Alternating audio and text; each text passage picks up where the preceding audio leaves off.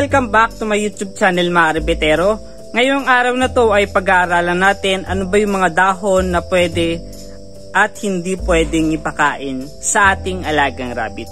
So kung bago ka lamang sa aking YouTube channel at gusto mong matuto sa pag-aalaga ng rabbit, please subscribe and hit the notification bell para updated kayo sa mga bago nating content. So shoutout pala kay Kim Step Rabbitry ng Porac, Pampanga. And simulan natin mga Rabitero. So bago tayo pala magsimula ay binabati ko pala na salamat pala sa mga supporter natin at nasa regional level na tayo ng ating competition na sinali natin ang Tabs Rabbitry. So ayan, nandito tayo sa ating rabbitan at i-discuss natin yung mga bawal na dahon sa ating mga alaga rabbit. So kala kasi ng iba pag nag-aalaga sila ng rabbit ay pwede na nilang ipakain ng kahit anong dahon na makita lang nila sa paligid. So pero mali po yun mga Rabitero. May mga halaman at dahon na bawal ipakain sa ating alaga rabbit na pwede po silang mamatay kaagad-agad. So mabilis po ang epekto at nakakamatay. So ayun mga Rabitero, ano nga ba yung mga dahon na bawal ipakain sa ating alagang rabbit? So number 1, yung mga nightshade po na plants. So ano nga ba yung mga nightshade plants? So ito yung mga nagkukos po ng tinatawag na solanine. Isa pong toxic substance na nire-release po ng halaman as a protective mechanism nila. Kaya sila naglalabas dito para mamatay po yung hayop na kakain po dito. Number 1 po is potato. Yung potato po, yung dahon po ng patatas ay napakataas po sa solanine. Kaya hindi po ito pinapakain sa ating alaga rabbit, lalo na po yung mga dahon na bagong tubo pa lang po o yung tinatawag natin na talbos. Ayun po ang pinaka delikado at wag natin ipapakain ito sa ating mga alaga rabbit at pwede po ito mag-cause po ng sakit po sa ating mga alagang rabbit. So ayan po mga Rabitero. Number 1, dahon po ng patatas. Number 2, ito po ay isang dahon po ng talong or ng eggplant. Mga Rabitero, yung dahon po ng eggplant ay mataas rin po sa solanine. And ayaw po natin itong ipakain sa ating mga alaga rabbit. At pwede itong mag-cause ng kamatayan po sa kanila. Malay natin na pagtripan natin, nakita natin na meron tayong alagang eggplant or kung pinakain natin sa alaga nating rabbit. So dedo po yan. Ang susunod is dahon po ng kamatis o yung mga nightshade po.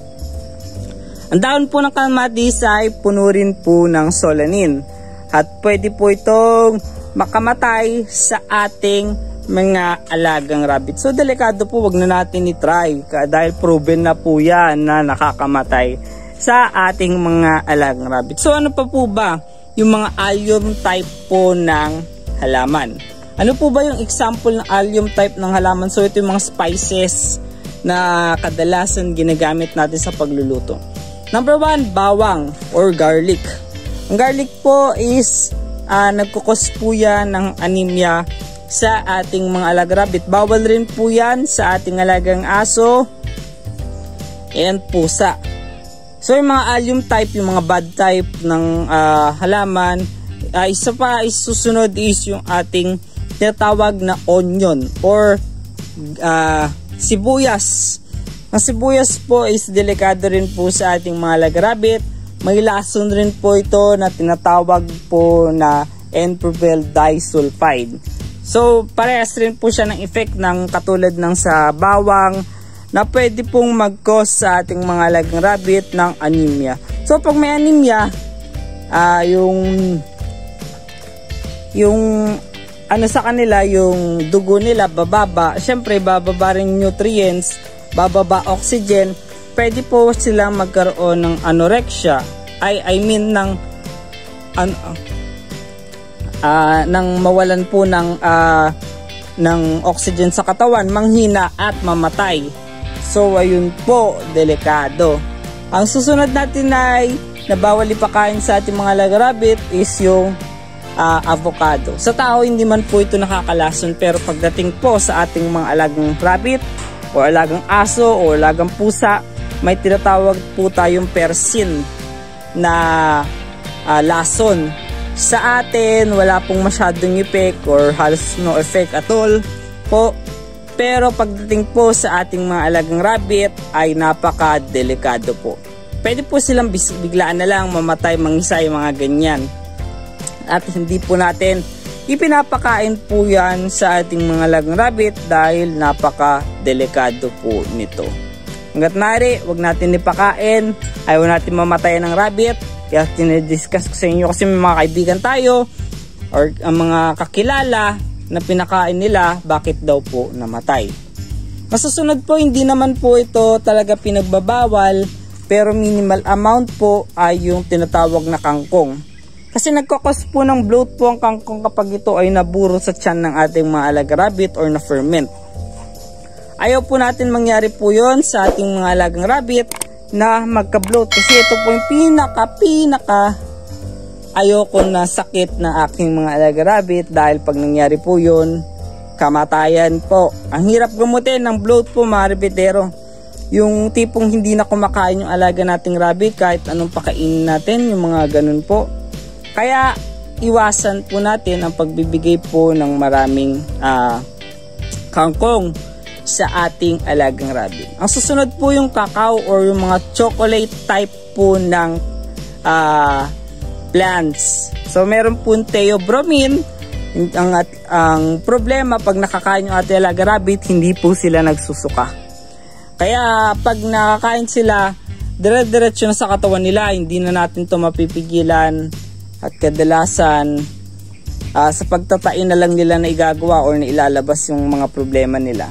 So, delikado, wag na po natin itong balakin na ipakain pa sa ating mga alagang rabbit. Para, alam yun, kaya nga tinuturo para hindi natin magkamali tayo na gawin na yun at mag-cause pa ng kamatayan sa ating mga alagang rabbit.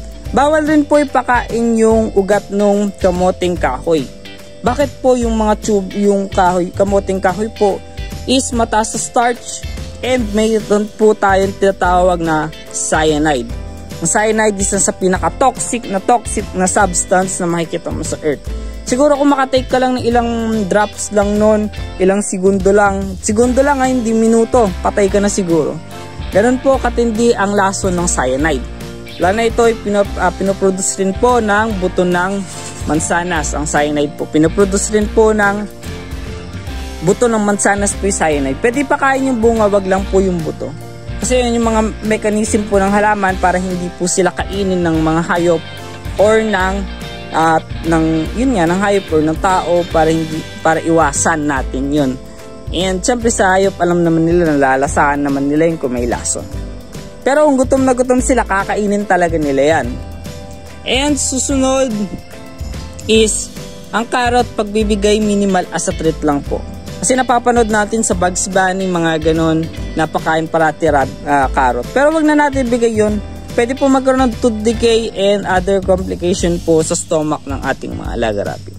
So hanggang dito na lang ang ating video. Kung meron kayong katanungan, suggestion, o medyo nagugulan ba sa ating explanation, please comment down below, mga rabbitero, at sasagutin natin. And also, don't forget to like this page, to like this video, and sumali sa ating FB group. And also, lastly, don't forget to subscribe to our channel para updated pa kayo sa mga bago nating content. So, salamat sa pakikinig at ituguyod natin ang pag-aalaga ng rabbit sa bansang Pilipinas.